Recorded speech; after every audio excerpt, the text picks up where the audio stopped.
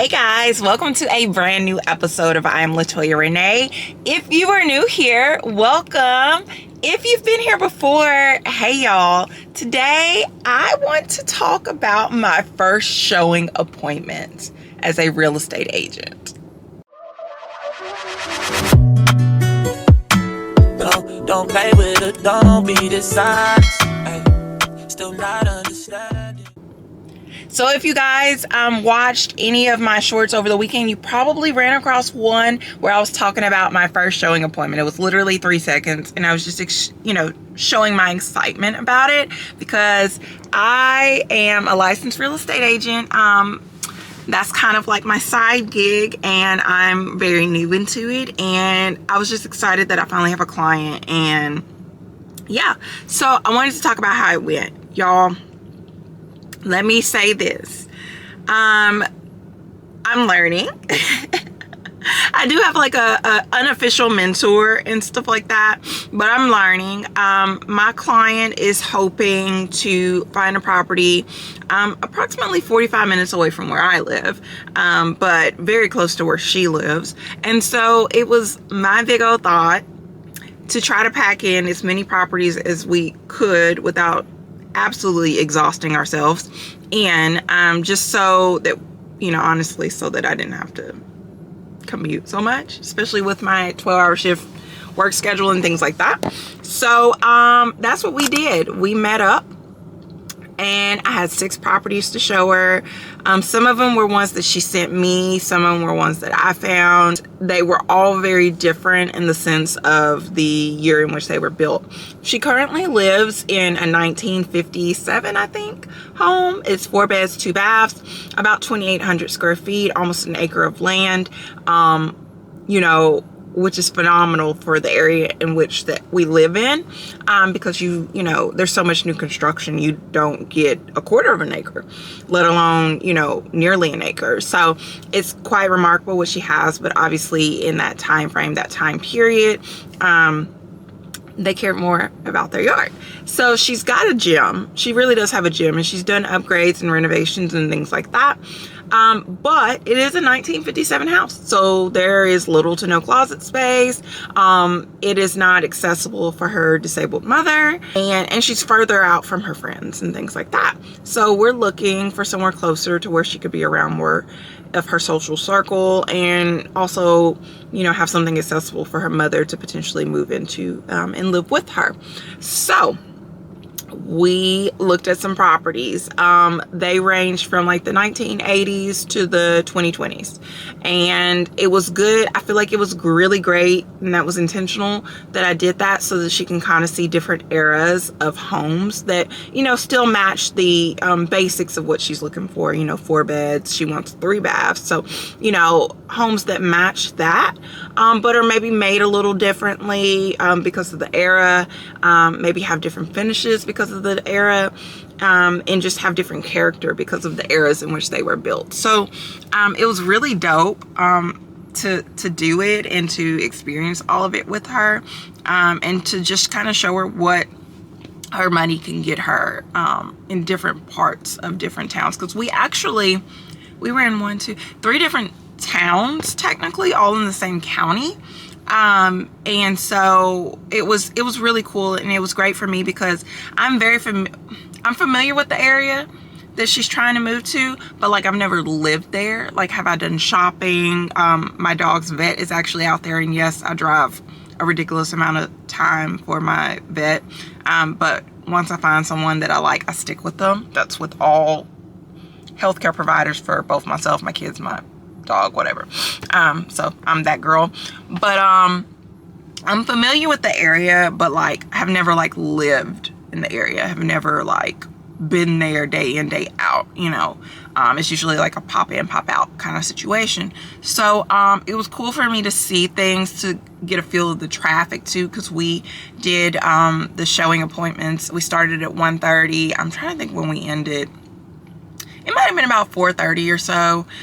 There was the max travel or max commute between the houses was like 20 minutes going from one town to the next. So we were probably out there a little over 3 It might have been more than 3 hours. It wasn't 4 though. And so it was really dope to experience that with her. It was my first time having to use different lock boxes. You know, I think every house that we toured had a different lock box.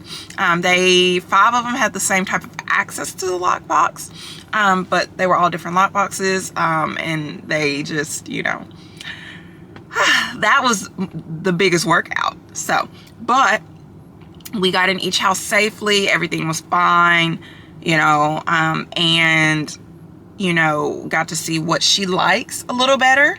And, you know, long story short, I realized by the end of it all that she likes what I like, which is newer construction. I like things that shine and that are clean and things like that. Now, do I love everything about new construction? Absolutely not. I don't love that you are on top of each other. I don't love HOAs.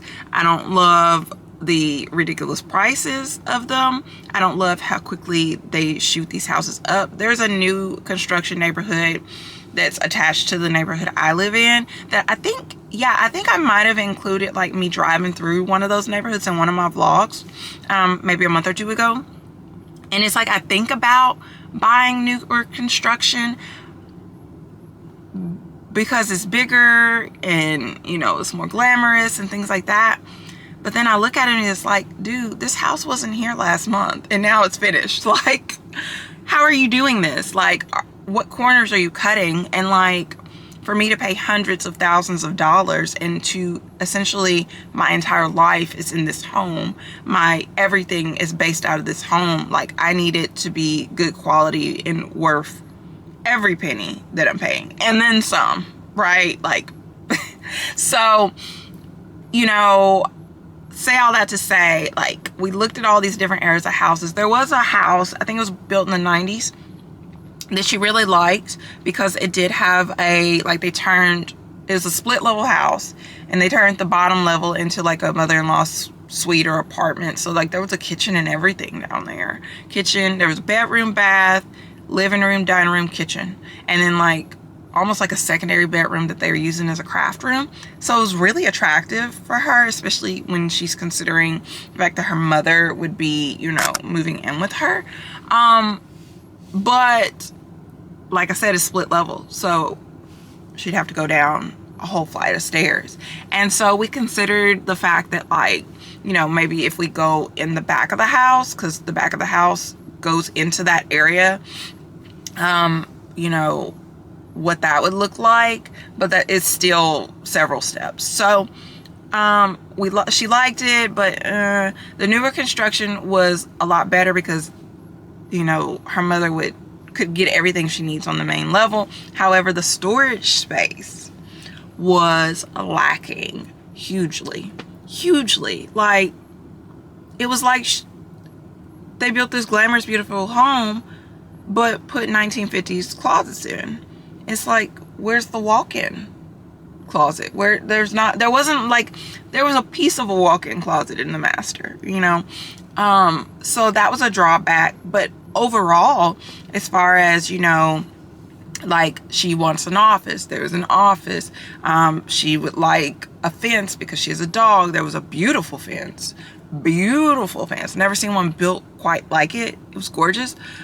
She had the screened in patio with the ceiling fan, you know, the beautiful grass, the quartz countertops, the just beautiful. It was just a beautiful property and really feels like it could become someone's home.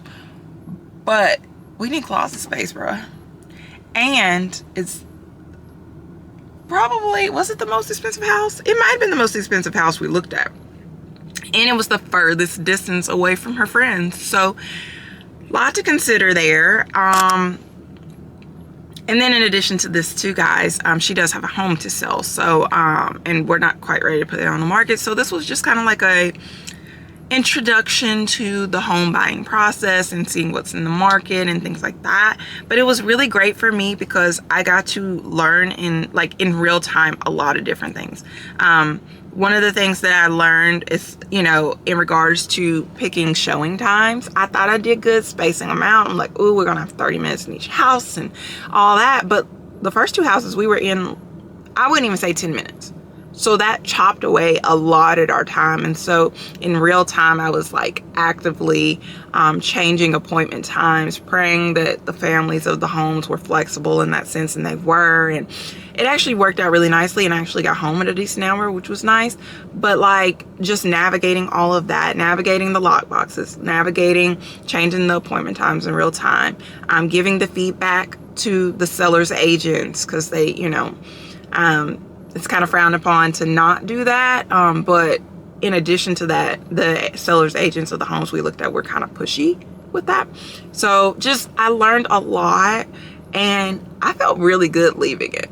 I really did. I really did. Especially as a brand new agent, and I went out there and did it on my own without anyone helping me through the showing process. I feel pumped. But we have not closed any deal or anything like that. Like I said, she still needs to sell a house and do all these things. So this is just the very beginning and baby steps. And I think that I'll continue to document this because this may be helpful for someone who is a newbie in real estate as well. So if you like the content I'm offering, please make sure you hit the like button as well as the subscribe button, so that when new content posts, you're one of the first people to see it. It also helps this channel grow. I'll be posting new content here very soon. I love each and every one of you. Bye.